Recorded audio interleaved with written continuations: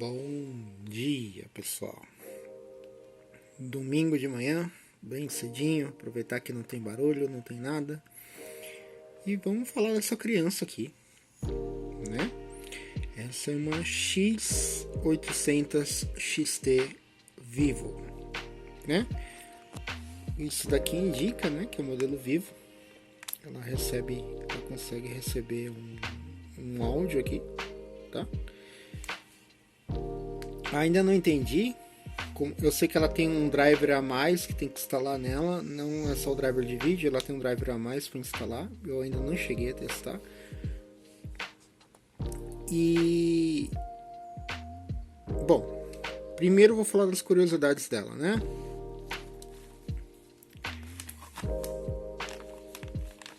A marca dela em si, eu não sei identificar certinho qual marca que ela é. Esse daqui é o modelo de referência, né? A estampa de referência dela, né? É um modelo de referência, tá? Aqui ele marca o modelo, ó, tudo certinho. E por essa etiqueta aqui, ó, RX800XT VT D256, esse modelo me identifica que é uma MSI. Só que pela BIOS dela, ela me identifica que é uma G-Cube. Agora eu não sei qual é a real marca dela, se ela é uma G-Cube, se ela é uma MSI. Eu sei que ela é um modelo de referência, tá? Ela tem prós e contras dela, tá? É uma placa muito difícil de você achar, muito difícil de você ver no Brasil hoje, né? À venda. Quando eu vi, eu não pensei duas vezes, né? Tipo, mesmo não estando mais com tanta condição para pegar a placa, mas eu falei, não, essa daqui eu tenho que abraçar, porque se ela estiver funcionando, é legal, né, de pegar. Modelo AGP, ela não tem chip adaptado, né? A gente sabe que quando ela é PCI Express adaptada, ela vem um conversor de PCI Express para GP aqui, né? Então ela é uma GP nativa. Eu diria que sem ter chip adaptado, né? É uma das mais potentes da ATI. Tem modelos acima, né? Tem modelos a X850, né? Pro e XT. XT Platinum e tem XL, se eu não me engano, que também são placas aí bem raras, né?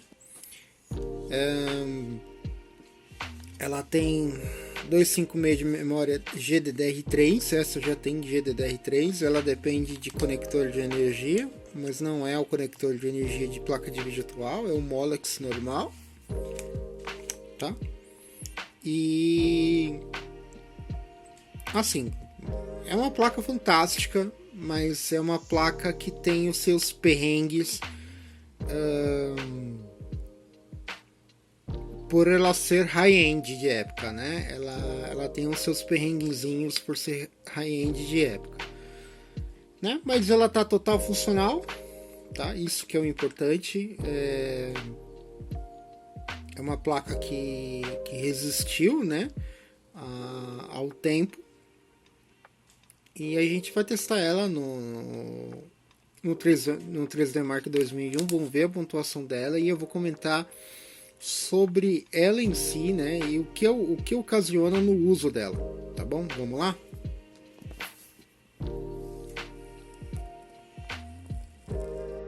Vocês devem estar percebendo o barulho de ventoinha alta. Sim, eu tô colocando ventiladores extras do lado dela, tá, para resfriar. Eu vou explicar isso no final do benchmark, tá? Bom, aqui tá as especificações dela.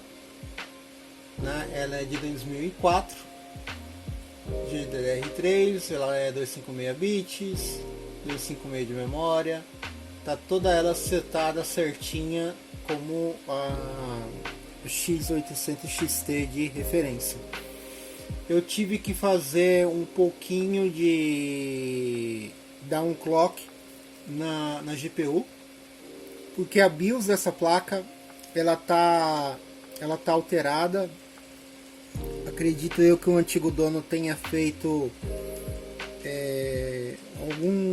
algum totalzinho de overclock nela na BIOS, e eu não consegui fazer essa alteração na BIOS dela, né? Voltar à BIOS original de fábrica.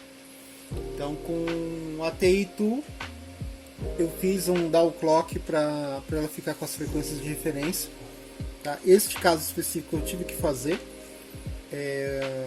porque esse totalzinho de 6 MHz que deu na GPU, ela estava dando alguns problemas no benchmark, e depois que eu voltei com a frequência padrão ela estabilizou. Bom, eu vou executar aqui os testes, né? Eu disse sempre que eu sempre faço, e no final eu vou comentar sobre ela e o porquê que eu estou utilizando ventiladores extras para esfriar ela. Vamos lá?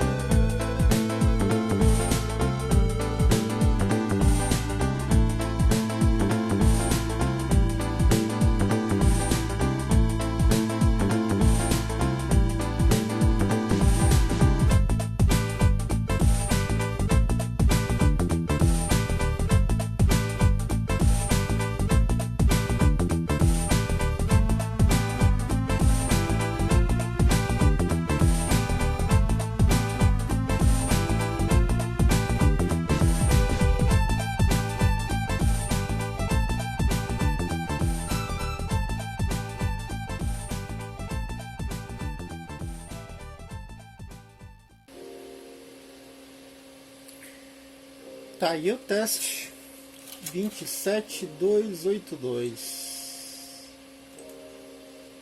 Vamos pegar o teclado aqui.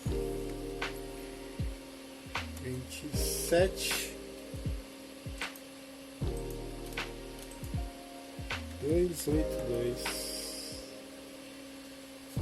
Bom, se a gente pegar agora aqui, né?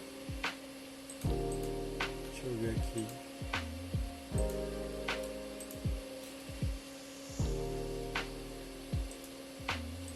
Ela ganha da minha 6800 GT da Pixanville, tá? Ela ganha, mas tem tudo, né? Um prós e contras aí. ela realmente ela é muito bruta. Ela é uma placa muito forte. Mas ela tem uns porquês dela. Tá? Tipo. Uma das coisas que ela tem, que até apareceu em um outro canal bem mais estruturado do que o meu, que é o Pixel Pipes, que este modelo de placa, a memória que vem nela, às vezes é falha. Ela esquenta demais. É um módulo de memória que esquenta demais. Ela dependeria de uma dissipação térmica na memória. E às vezes essa memória, quando ela está muito quente, ela começa a bugar o gráfico. Tá? Isso daí não é defeito da placa. Eu também achava que no início era defeito da placa, mas não. Ela esquentar demais as memórias, ela exigir demais essas memórias. Uma GDDR3 de 2004, ela tem umas falhinhas na memória. Então, tipo, se você tem que, para você usar ela de forma tranquila, você vai ter que resfriar ela muito bem. O dissipador que vem nela original também não dá conta 100% da placa. Tá? O problema das high-end dessa época é justamente também isso aí. E não é só da TI. Tanto da NVIDIA como da TI.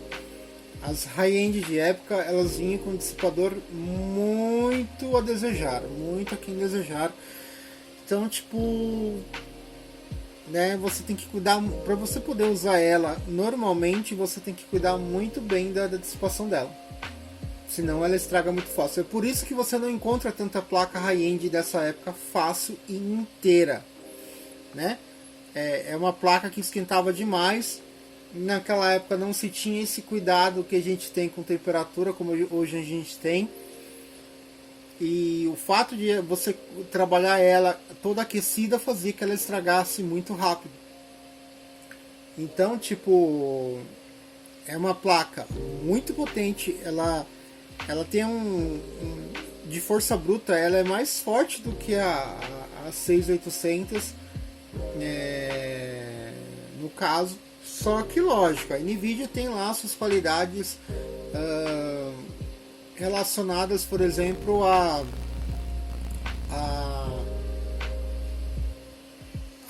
como que é mesmo? A qualidade da imagem, né? Os efeitos que o chip NVIDIA tinha, né? Herdados até da série FX, que apesar de não ter tanta força bruta, né? Ela tinha os efeitos que só a FX tinha na época, as ATIs não tinham. Mas né, as duas têm esse problema aí de dissipação de calor. É muito, muito, muito quente. Tá? Então, se você tem uma placa, você quer montar um computador retrô com uma placa high-end de época, você tem que cuidar dessa temperatura. Senão você acaba estragando ela, né? Você tem que colocar na sua cabeça. É uma placa aí que vai completar aí 2024, vai completar 20 anos, né? Então é uma tecnologia que já está antiga, já está cansada, né? Já houve muito uso, houve muito desgaste. Então você tem, se você for utilizar, você tem que utilizar com muita cautela. Você não pode utilizar ela como se fosse uma plaquinha comum, igual as outras mais fracas, né? Fora também da fonte, não pode ser uma fonte simples, você tem que ter uma fonte realmente boa para lidar com ela. Ela consome uma energia considerável, assim como a NVIDIA. Mas tirando se você tem todo esse cuidado com a placa, para fazer que a placa dure, usando uma boa fonte, usando uma placa mãe que você consiga absorver toda a potência dela, né? Um processador que consiga absorver toda a potência dela, É ótimo. É uma placa sensacional. Você vai jogar tudo na época no talo, tá?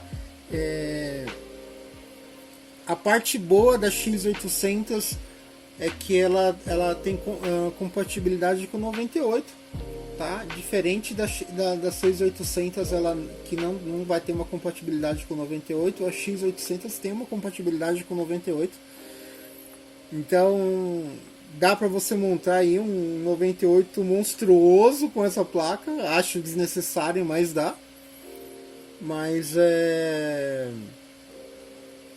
né, tipo, e dos modelos OGP, sem depender de chip adaptador, ela é uma das mais potentes que a gente pode ter. Lógico, o sonho seria a XT850, a X850 XT Platinum. Ela já vem com um dissipador bem maior do que essa daqui.